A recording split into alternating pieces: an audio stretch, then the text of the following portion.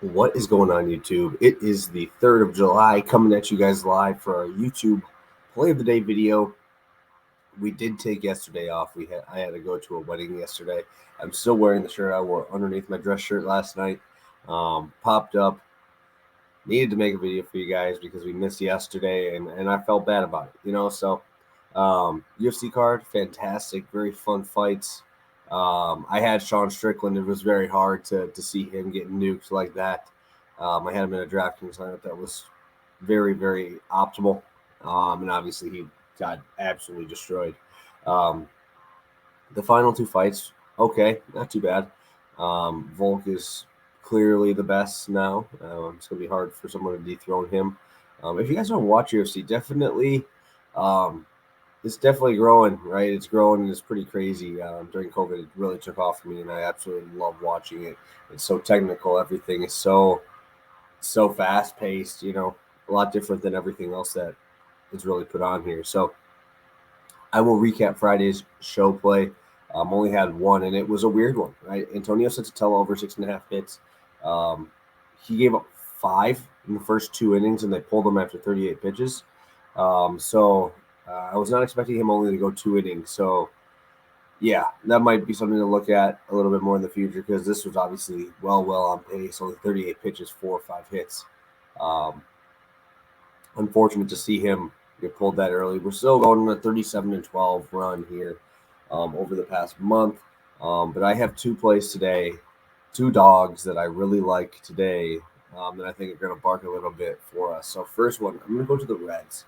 The Reds are facing off against the Braves. Very, very tough matchup today.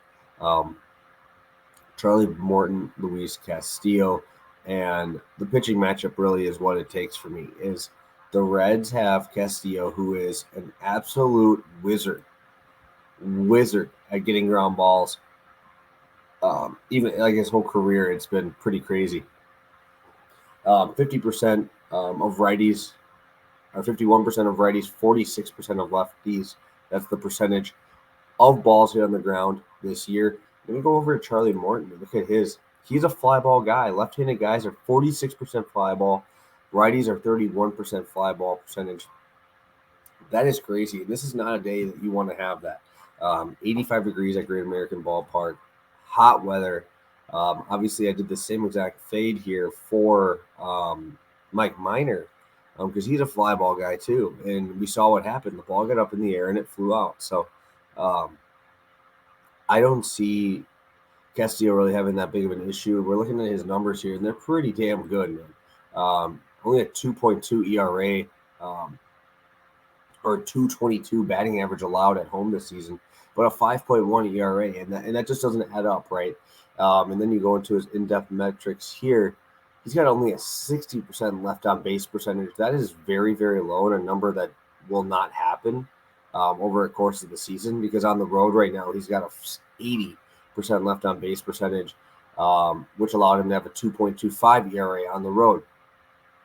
But really, home road splits really aren't that crazy to me here because, like I said, only a 220 batting average allowed so far. And he's only allowed 4 total home runs this year in 57 innings.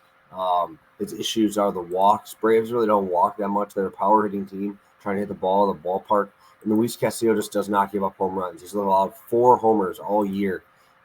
This is a very tough matchup here for the Braves and what the Braves really want to do here.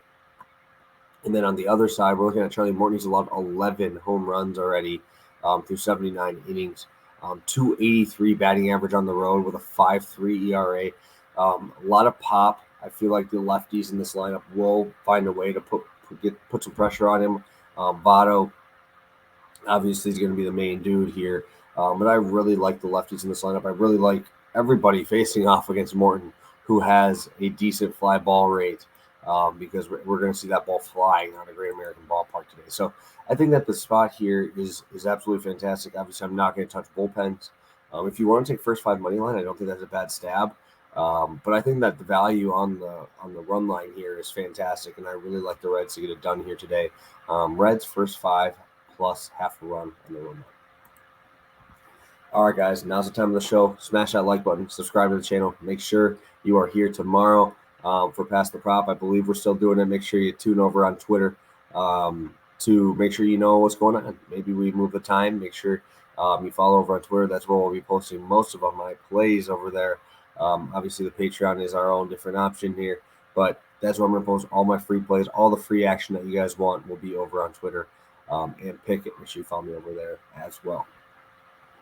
Lastly, I'm going to another dog here, right? I'm going to be barking with these dogs today. It is the Sunday part of the series, guys.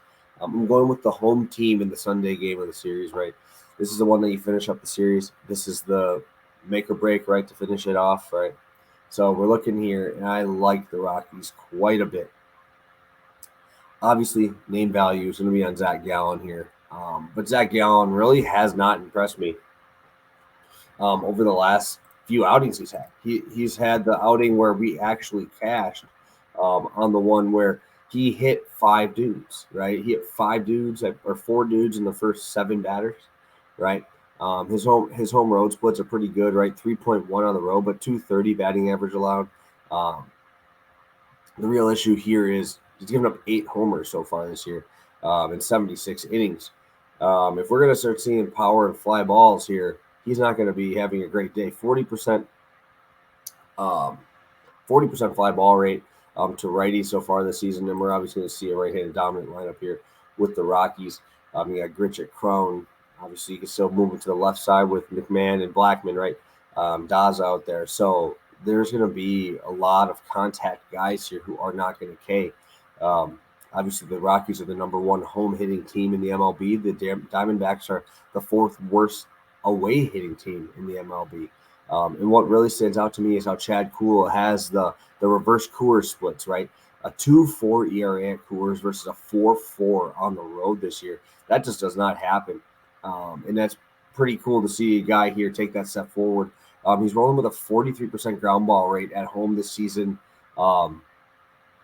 And Kuhl really hasn't been giving up the long ball as much as he used to, right? Only 7 homers so far this year in 77 innings. And we were just talking about Gallen. He's about the same amount of innings here. He's about 75. He's already given up 8, right? So I think that we're going to see some balls flying out of the ballpark. I think that Gallen is finally going to get hit around, right? He's been walking that tightrope for a few starts now with the walks. His walk rate is skyrocketing right now. He's at 21 walks, and that doesn't even count the free pat or 21 walks, 9 hit by pitches so far. That is 30 free batters there reaching base in 75 innings. This is going to come around to bite you. You can't do that in Coors. And I'm going to take the guy that is very good at home, relies on the ground ball in a park that is going to be playing to the offense. So give me the Rockies run line, -125. I'm going to put 1.5 units on it. I'm going to be riding with Chad Kuhl here against the Arizona Diamondbacks in Coors Field today.